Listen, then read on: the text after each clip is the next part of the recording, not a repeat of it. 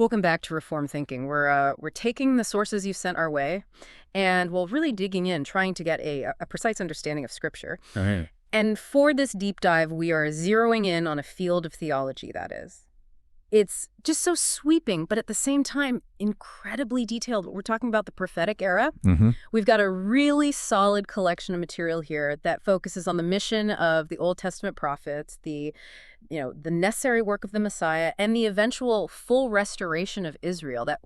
That sets the stage for the coming kingdom. Yeah. This isn't just looking backward at ancient history. I think this is about grasping the detailed blueprint of God's sovereign plan as it moves forward. That's absolutely right. I think our assignment today is pretty straightforward, but really significant. We need to systematically extract the core vision articulated by this massive collection of prophetic voices. Figures like Isaiah, Jeremiah, Ezekiel, Daniel, Joel, and Zechariah. All the heavy hitters. All of them.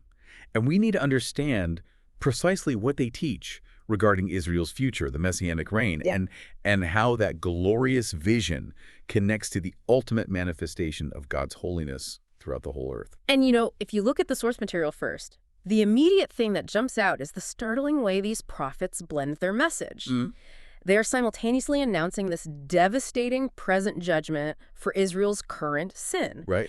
And at the same time, they're painting a picture of universal future blessings that just defy imagination. Yeah, the contrast is stark. It is. Yet everything they say, the condemnation and the promise, it all funnels toward one unified objective. Yeah. The worldwide kingdom where Messiah rules. Okay, so let's unpack this by starting with the basics. We can't really talk about prophecy without defining the prophetic office itself. Right. What was the fundamental identity of the prophet? It was never just about, fortune-telling. Not at all. According to the sources, their primary role was actually announcing Israel's future kingdom blessings. And this required them to consistently link their message back to God's previous promises. Exactly. You could almost call them the keepers of the covenants. It's a good way to put it. They weren't inventing new material. They were acting as expositors of these existing divine commitments. I mean, think all the way back to the Abrahamic covenant in Genesis 12. That is where God first committed to making Abraham a nation, saying through this nation, all the families of the earth would be blessed. That's the initial seed of the whole kingdom vision. And the vision just grows from there, doesn't it? It does. It expands in scope. You see the Palestinian covenant, which is laid out in Deuteronomy 30. That guaranteed Israel's physical future return to the land after dispersion. Right. And crucially, it guaranteed their spiritual rebirth when they returned. Okay. Then you have the Davidic covenant in 2 Samuel 7, which specified that an eternal throne and an eternal kingdom would be established through David's direct lineage. So the prophet's job was to keep that vision alive. Their ongoing purpose was to make sure that even when Israel was failing spectacularly, which they often were, that the vision of these future unconditional kingdom blessings remained visible and certain. It's also pretty compelling that the office itself was created with the Messiah in mind. Oh, absolutely. The institution of the prophet is specifically laid out in Deuteronomy 18, and it's anticipating a far greater prophet who would come, one whom the people must hear. So until that ultimate prophet arrived, the Old Testament prophets stood as God's temporary yet fully authoritative messengers. And that authority is all wrapped up in the terminology. I think to really appreciate their scope, we need to clarify the Hebrew terms. The most technical and descriptive term is nabhi. Nabhi. Yeah, this translates literally as spokesman or speaker. The focus here is on the action of being called and appointed to deliver God's specific message. He's the proclaimer, the herald. The sources also mention two other common older terms, roeh and seer. Yes. Roeh means to see, and was a more popular common designation, often rendered as seer. The third term, also translated as seer, means to see or behold. So what's the difference? Well, the difference, though it's subtle, is really in the emphasis. Roeh and seer focused on the prophet's reception of the vision, the divine insight they were granted. Nabhi focused on the output, the delivery of the verbal message. Ah, okay. But what's helpful is that the source material clarifies they were functionally the same office. You see all three used interchangeably, even within a single record, like in 1 Chronicles 29. They all describe one singular authoritative function, proclaiming God's truth to his people. So they're divinely appointed spokesmen, but their duties were sort of split between the present and the future. Let's look at the present function first, which, that often involved confrontation, this idea of conditional covenant enforcement. This is where you see the real grit of their office. Israel's historical relationship with God was governed by the Mosaic Law, which the sources describe as being structured like a suzerainty vassal treaty, which was common in the ancient Near East. Right, the great king and the vassal state. Exactly. God, the great king, established the terms for Israel, the vassal, and this covenant was conditional. Obedience meant immediate earthly blessing in the land. And disobedience. Disobedience meant predetermined curses, including conquest and exile. And the prophet's job was to act like the treaty administrators. Precisely. They delivered what the law termed the covenant lawsuit. When Israel failed, the prophet stood up, pointed to the Mosaic Law, and warned the nation that the agreed-upon curses were about to be invoked. So they had to enforce the current legal contract. That was their duty, calling Israel back to obedience. This explains why so many prophetic books, especially in the opening chapters of Isaiah and Jeremiah, are so filled with impending doom.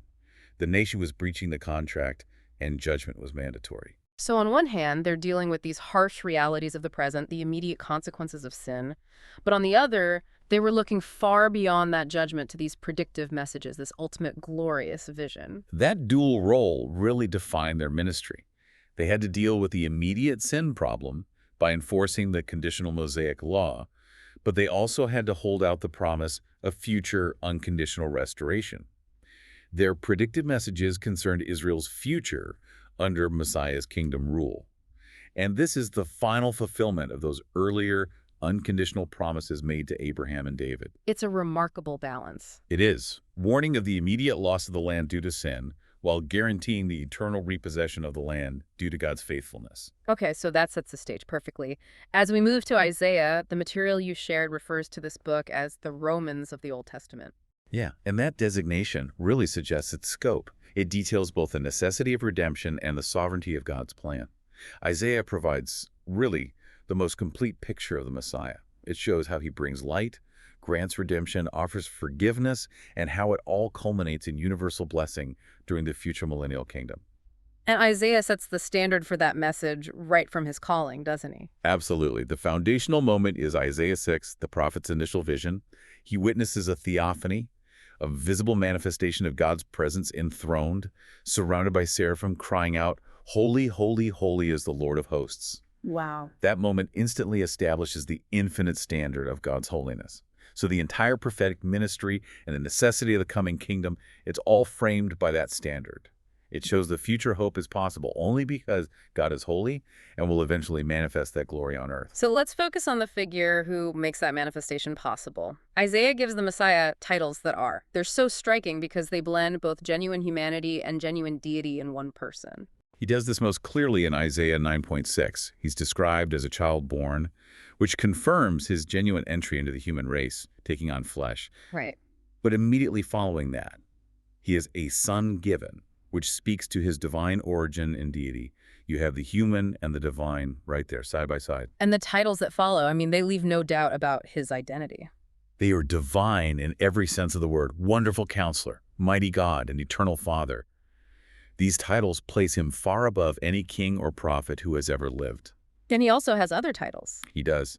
Isaiah also calls him the branch of the Lord, connecting him directly to the Davidic line, showing he will sprout forth as the legitimate, divinely ordained king. And of course, the promise of Immanuel, God with us, which Matthew later confirms, shows God's active presence through the Messiah's work and rule. The vision of Messiah's rule stretches beyond the borders of Israel, too. It's worldwide in its scope. It is. I mean, consider the reference to Galilee. That area, which was notoriously referred to as Galilee of the Gentiles, because it was mixed and, frankly, often despised by Orthodox Jews, is prophesied to become glorious because of the Messiah's presence. And this suggests that the ultimate blessing he brings is not restricted to a small, isolated ethnic group, but will be global in its application. And that global application is explicitly governmental, isn't it? Inescapably governmental. Yeah. As a descendant of David, he will assume the throne and exercise governmental rule over the entire earth in the future kingdom, a rule the sources describe as enduring and having no end. And it's a just government. Crucially, yes. This government will be defined by justice and equity, ensuring fairness for every person and nation. So while his arrival is preceded by necessary judgment to cleanse the earth, the result is a world completely reformed under his righteous scepter. And when we talk about restoration, this sounds like more than just political stability. It sounds almost like a physical reversal of the consequences of the fall. It absolutely is. His rule reverses what Adam lost in Eden. The most dramatic example mentioned in your source material is the removal of the curse of death itself. I mean, think about that. Right, the ultimate consequence of sin eliminated during his reign. Beyond that, the physical world and humanity will be healed. The blind will see, the deaf will hear, and the lame will leap like deer. So the healing is both physical and spiritual. Yes, and educational. Messiah will be the teacher. He will guide the people into truth, ensuring knowledge of God's will is widespread and perfectly understood during that era. The kingdom is a time of comprehensive restoration. Physical health, intellectual clarity, and spiritual obedience, reserved only for those who walk in holiness. But all of this future glory, the perfect government, the healing of the curse, the global blessing, it all requires the resolution of the sin problem first. And that brings us to the most poignant part of Isaiah, the necessary connection between the reigning king and the suffering servant. This is the theological linchpin of Isaiah. He details two figures who must be the same person. The majestic reigning Messiah cannot establish his just kingdom until the suffering Messiah resolves the dilemma of human sin. So the forgiveness comes first. Forgiveness is required for the kingdom to exist, and that necessitates a substitutionary act. Isaiah 52.13 through 53.1 provides the chilling, necessary details of this atonement. And the sources are very clear that he will suffer a violent death as a substitute. Precisely. He's wounded for our transgressions, bruised for our iniquities, and the punishment that brings us peace is upon him. This vicarious suffering on the cross, a violent, deliberate death, is the only mechanism that resolves the dilemma of sin in the human race. It's what makes the subsequent manifestation of God's glory in the future millennial kingdom possible on just and righteous grounds. Without the suffering servant, there is no reigning king. So if Isaiah focused on who the Messiah is and the act of atonement he provides, Jeremiah then clarifies the mechanism by which Israel can spiritually receive and participate in those kingdom blessings. Yes, the new covenant, which guarantees national regeneration. And Jeremiah's context was bleak. I mean, he wasn't prophesying from a time of victory. He was announcing the coming destruction of Jerusalem. He was. He announced Nebuchadnezzar's invasion and the Babylonian captivity. But even while delivering this harsh news of dispersion, Jeremiah was looking through it, past it. He foresaw a future eschatological restoration where God would restore Israel's fortunes and bring them back into the Promised Land. And this restoration, we are told, follows a time of immense pressure, the time of great tribulation. That's critical. The nation must pass through a refining period. But the prophecy culminates with the promise that Jerusalem will be rebuilt and the ultimate kingdom blessings will be established. And the guarantee for that future is rooted in the new covenant established in Jeremiah 31. The sources highlight that this new covenant stands in stark contrast to the Mosaic covenant. So why was the old one deemed inadequate? Well, the Mosaic covenant could never produce righteousness in the people because it operated externally and conditionally. It was a law written on stone, demanding performance from sinful hearts. Which would always fail. Which inevitably led to failure and judgment. The new covenant is different. It's designed to guarantee success by producing internal change, a fundamental shift in the people's nature, making obedience possible. And it's for a specific group? It's specifically designated. It is made with the house of Israel and with the house of Judah. The national focus is clear. The material you sent lists 11 specific provisions within this new covenant. Instead of just reading them off, let's talk about their theological weight. How do these provisions guarantee that Israel will succeed in the kingdom where they failed under the law? We can group them by function. So first, look at the nature of the agreement itself. It's an unconditional grace covenant, resting entirely on God's I will. That's the first provision. This also makes it an everlasting covenant. That's the second provision. By basing it on God's character and word alone, rather than on Israel's fickle obedience, fulfillment is secured. It cannot fail.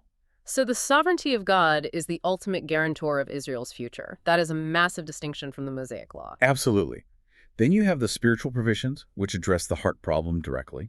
The third provision guarantees the impartation of a renewed mind and heart regeneration. The people themselves are changed. Okay. This is complemented by the sixth and seventh provisions, the indwelling of the Holy Spirit and the resulting teaching ministry of the Holy Spirit. Wait, so if we connect Jeremiah 31, where God says he will write his law on their hearts, with Ezekiel 36, where God says he will put his spirit within them, that's the complete solution, isn't it? It is. The ability to obey is granted, and the willingness is provided. It's the internal transformation they always lacked. Their relationship with God moves from external demands to internal motivation, and this regeneration is then tied directly to the fifth provision, the forgiveness of sin, promised as, "I will remember their sin no more." A complete removal of guilt. Yes, which rests on the 11th provision.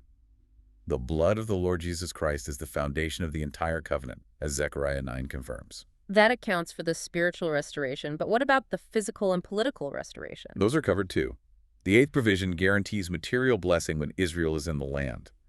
Obedience always correlates with physical abundance when you're dwelling in the territory God designated. Made sense. The 9th provision assures the sanctuary will be rebuilt in Jerusalem, which signifies the return of God's dwelling presence. And the 10th provision guarantees that war shall cease and peace shall reign. These provisions describe the restored physical and political reality necessary for the kingdom to operate. It sounds so comprehensive.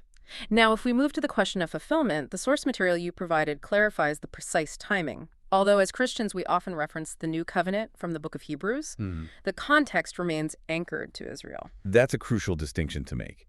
The covenant is quoted in Hebrews to show the superiority of Christ's sacrifice.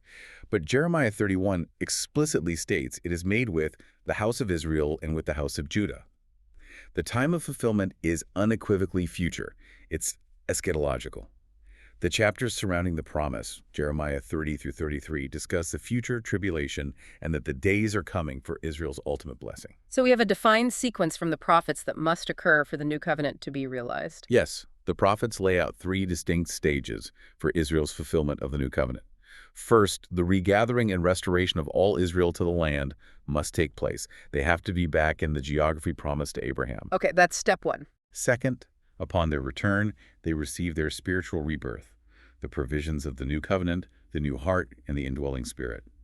And third, the return of Christ to reign. So the covenant is an essential component of the future kingdom. Yes, not something currently fulfilled in the present age. That focus on the future sanctuary brings us directly to Ezekiel. He picks up the narrative of restoration, but focuses on the epicenter of the kingdom, renewed worship, and the physical, manifest presence of God. And the sources note the dramatic context of Ezekiel's prophecy, which is that God's glory had physically departed the temple. It's a tragedy rooted in history. Ezekiel recorded that horrific departure in chapter 11, noting the glory of God leaving the temple before the Babylonians destroyed it in 586 BC. And the reason? The reason was Israel's rampant idolatry and apostasy, which had violated the conditional Mosaic covenant and thoroughly offended God's holiness. God could not physically dwell where he was dishonored. But the prophecy assures us that this is only temporary. Yes. Ezekiel foresaw the future restoration of Israel to the land, their national regeneration, and their subsequent worship in a new future temple in the millennial kingdom. And the return of God's presence is described with this incredible symmetry. Ezekiel 43 details the glory of God returning to this new temple complex, entering from the east. Which is the very direction from which it had departed. Exactly. This is the ultimate sign of forgiveness and acceptance. The sources spend significant time detailing this temple complex from Ezekiel 40 to 48, specifying 5 explicit purposes. This is more than just a place of sacrifice, isn't it? Oh, it's the core of the Messianic era. The first purpose is paramount, to demonstrate God's holiness. His nature had been called into question by Israel's persistent rebellion and the resulting judgment. The restoration, built on grace and justice, vindicates God's character before all nations. And second, it provides the dwelling place for the divine glory. God declares, "This is the place of my throne, where I will dwell in the midst of the children of Israel forever." It becomes the permanent visible center of his rule on earth. The third purpose is fascinating, and it often raises questions. It exists to perpetuate the memorial of sacrifice. Okay. It is essential to understand that these sacrifices are not for obtaining salvation. Christ's atonement is finished. Right. Instead, they are commemorative sacrifices, serving as a reminder, a profound visual aid of the finished work of Christ in the presence of Jehovah's revealed glory. They look back to the cross, just as the Lord's Supper does today, but within the context of the restored theocracy. I think that's the question many listeners have. If atonement is finished, why use sacrifices? If the temple is rebuilt, does that not seem like a regression? It seems like a regression only if you view the function as salvific. But if you view it as liturgical and educational, it makes perfect sense. How so? I mean, how better to teach Millions of people, many of whom are entering the kingdom having been born during that age, the necessity and cost of Christ's substitutionary death, then through a divinely ordained ongoing memorial. It grounds the theology of the kingdom in the blood sacrifice that made it possible. That's a very compelling explanation for the need for that memorial. Now, the fourth purpose ties the spiritual back to the governmental. It does. The temple is the center for the divine government. When the glory returns, God announces it as the place of his throne. So worship and government are unified. The Messiah, often referred to as David in this section, reigns directly from this spiritual and governmental capital. And the fifth function might be the most visually dramatic way Ezekiel demonstrates the kingdom's physical effect on the world. It is the victory over the curse. Ezekiel sees a stream issuing from under the temple, flowing eastward. This stream increases, becoming a mighty, life-giving river that enters the Dead Sea and heals its poisonous, sterile waters. Incredible. Along the riverbanks, trees flourish, bearing fruit constantly and providing healing leaves. This is a powerful, undeniable physical sign right there in the Middle East that the original curse on the planet is being reversed by the returning presence of God. So, Ezekiel's prophecy forms a loop. It starts with God's glory departing due to sin, and it ends with God's glory returning to reign perfectly over a healed people and a healed earth. Exactly. It's a complete narrative arc of sovereign victory. Now we shift to Daniel. He compliments Ezekiel by looking at the external political necessity, the world timeline required, for Messiah's rule to be established. Daniel introduces the concept of the times of the Gentiles. His interpretation of Nebuchadnezzar's massive image reveals the entire span of Gentile domination over Israel, beginning with Babylon. The four successive Gentile kingdoms, Babylon, the gold head, Medo-Persia, the silver, Greece, bronze, and then Rome with the iron and clay feet, as depicted in Daniel 2. That's the entire Gentile line of authority that will dominate the globe and oppress Israel. This times of the Gentiles is the dominant feature of history until the final messianic intervention. And that intervention is described as a fifth kingdom, which will crush and put an end to all these kingdoms, but it will itself endure forever. This is Messiah's kingdom. And the crucial theological point is how it's established. It crushes the preceding empires with a stone cut, without hands. Without hands. This signifies that the kingdom has no human origin. It is not built by human wisdom, political organization, or military strength. It is entirely divine in its establishment, showing the futility of all preceding human attempts at lasting dominion. That is profound. The message to Nebuchadnezzar isn't just you lose, but your entire method of kingdom building is fundamentally flawed. Precisely. And Daniel 7 reinforces this by describing the Son of Man, the Messiah, being presented with a kingdom, establishing a righteous and everlasting dominion. This also assures the converted Hebrew people that they will flourish under this righteous rule. And Daniel gives us the detailed timeline for all of this. The famous 70 weeks or 490 years, specifically allotted to the Hebrew people. This prophecy provides the structural framework for Israel's future. The 490 years, broken into 3 segments, serve 2 distinct purposes given in Daniel 9. The first 3 goals focus on resolving the sin issue. To finish the transgression, to make an end of sin, to make atonement for iniquity. And the other 3? The last 3 goals focus on establishing the kingdom, to bring in everlasting righteousness, to seal up vision and prophecy, and to anoint the most holy place. And Daniel delineates the fulfillment historically. The initial 69 weeks, or 483 years, were historically fulfilled, culminating with the public presentation and then the death of Christ. Critically, Daniel shows that the clock stops between the 69th and the 70th week. Which leaves the final period, the 70th week, 7 years in the future. Correct. This period is the tribulation, where Israel suffers under the rule of the prince who is to come, the Antichrist. The prophecy assures us that this prince will be destroyed, Israel will be rescued, and Daniel ties this rescue to the final resurrection events in chapter 12. He describes a separation of resurrections, a resurrection to everlasting life, and a resurrection to everlasting contempt. Within the prophetic timeline Daniel details, these resurrections are understood to be separated by the millennial age. Those raised to everlasting life are the righteous entering the kingdom. Those raised to contempt follow the final rebellion after the 1,000 years. Daniel really provides the complete chronological backbone necessary to understand how God plans to conquer Gentile world powers, rescue and regenerate Israel, and establish the kingdom where God's glory will shine. Okay, moving on to Joel. He helps us define the most expansive concept we've covered so far, the day of the Lord. a massive period that undergirds all these final prophetic events. Joel starts by using the historical example of a devastating locust plague to prefigure this era. The locust plague was a real, historical, localized judgment, but Joel immediately identifies it as a shadow of the eschatological day of the Lord. So we cannot view this as a single, isolated day on the calendar. That definition of the day of the Lord is extremely dense. It covers everything from historical judgment to the new heavens and new earth. Let's break that down for the listener. Think of it as a vast, extended era of time where God actively intervenes in human history, often with spectacular manifestations of his justice and his blessing. It starts with God's focused dealings with Israel, commencing after the rapture, running through the beginning of the tribulation period. It extends to the second advent of Christ, includes the entire millennial age, and concludes only at the creation of the new heavens and new earth. So it's an era that encompasses historical judgments, future eschatological judgments against the nations, and the era of worldwide blessing under Christ. Exactly. And Joel focuses on the eschatological emphasis, detailing both the future judgment and the monumental blessing that follows. So what does Joel say happens when Israel finally repents? Repentance is the turning point. The Lord declares he will be zealous for his land and will have pity on his people.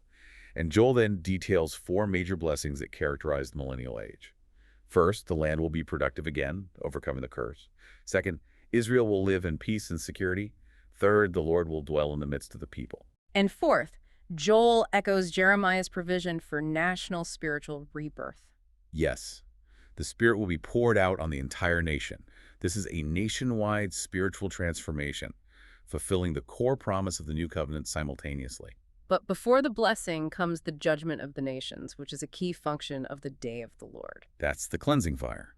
God promises to gather the nations and judge them in the valley of Jehoshaphat. And this judgment is specifically based on how they treated Israel, his heritage, during the preceding years. As the Lord delivers this judgment, the world will finally recognize him as Israel's God, dwelling right there in Jerusalem. The vision ends with Jerusalem being holy, and all who dwell there being holy to the Lord. And finally, we arrive at Zechariah, who really pulls the entire prophetic narrative together by expertly connecting the near-term goals like rebuilding the temple after the Babylonian exile with the ultimate, glorious kingdom prophecies. He does this by focusing heavily on the 2 distinct advents of the Messiah. Zechariah's 8 night visions were designed to encourage the discouraged returnees by showing them that God had a glorious, expansive future planned for Jerusalem. These visions contrasted immediate significance with future fulfillment. For instance, the immediate promise of the second vision was that the nations that were currently holding dominion over Israel would be overthrown. And the future fulfillment of that immediate promise is comprehensive. It is the termination of the entire times of the Gentiles, as detailed by Daniel, a total overthrow of the world systems established by Babylon, Medo-Persia, Greece, and Rome. Even the instruction to rebuild the temple was set within the context of a much grander ultimate kingdom goal. The fourth vision, for example, assured the people that Jerusalem's future restoration could only happen after the nation was fully cleansed of sin's defilement. And this cleansing points directly to the Messiah, whom Zechariah titles the branch. And he details the Messiah's unique governmental function. He will rule as both priest and king. This sets the stage for the dramatic narrative of the 2 advents that Zechariah lays out. Walk us through that path, starting with the first advent. The first advent is defined by humility and rejection. He comes riding into Jerusalem in lowliness, offering himself as the good shepherd.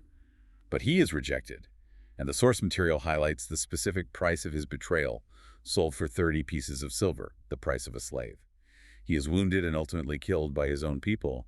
The prophetic necessity of his suffering is laid bare. The sources show such a dramatic, immediate shift in tone when discussing the second advent. It's the contrast between humility and triumph. At his second advent, he returns with manifest glory. He rescues a repentant Israel. That moment is described as a national moment of profound grief and spiritual rebirth as they look upon the one they pierced. He delivers them from their surrounding enemies, placing his feet on the Mount of Olives. He then assumes worldwide rule from Jerusalem. And Zechariah ties everything back to the principle that began with Isaiah, the cleansing power of Messiah's provision leading to a state of final national sanctification. That is the fitting conclusion. Messiah had provided the means for sin's removal, and in that coming day of the Lord, all who dwell in his presence will be cleansed and will be holy because the Lord himself is holy. Zechariah says even the bills on the horses, the most mundane, everyday items, will bear the inscription, holy to the Lord.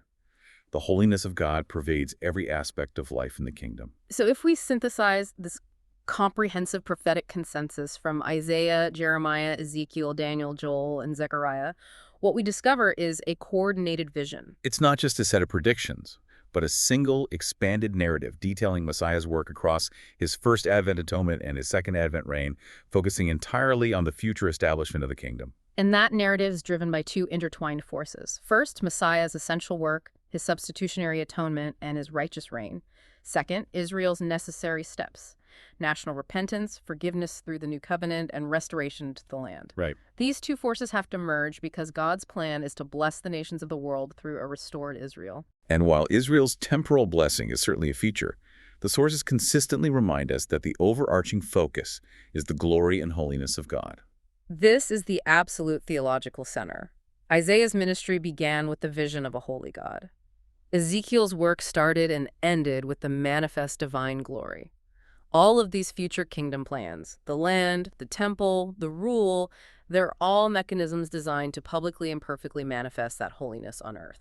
The future kingdom age fulfills Isaiah's prophecy that only the holy could fellowship with a holy God. Ezekiel detailed the liturgy of the future worship of a holy God. The entire comprehensive prophetic effort is geared toward ensuring that the recognition and adoration of God's holiness are achieved perfectly in the future kingdom age, right down to the inscriptions on the horse bells, as Zechariah confirmed. As you contemplate this detailed framework of prophecy, consider how this structured plan shifts your view of human history. When you trace the line from the suffering servant, rejected and killed by his own people, to the reigning king who returns to rescue a repentant nation and establish a worldwide government, how does that seamless link deepen your understanding of God's perfect, patient, and sovereign control over time? And here's a thought for you to carry forward after this deep dive. Daniel described the fifth kingdom, the Messianic kingdom, crushing all preceding world systems with that stone cut without hands. Reflect on the sheer spiritual significance of a kingdom with no human origin, something completely separate from human wisdom, political manipulation, or earthly military force, being the only one that stands forever. What does the non-human origin of that final kingdom say but the futility of every political or social effort humans have made to establish lasting dominion apart from God's decree? Thank you for sharing your sources with us and joining us for this deep dive into the prophetic blueprint. We look forward to continuing the conversation next time.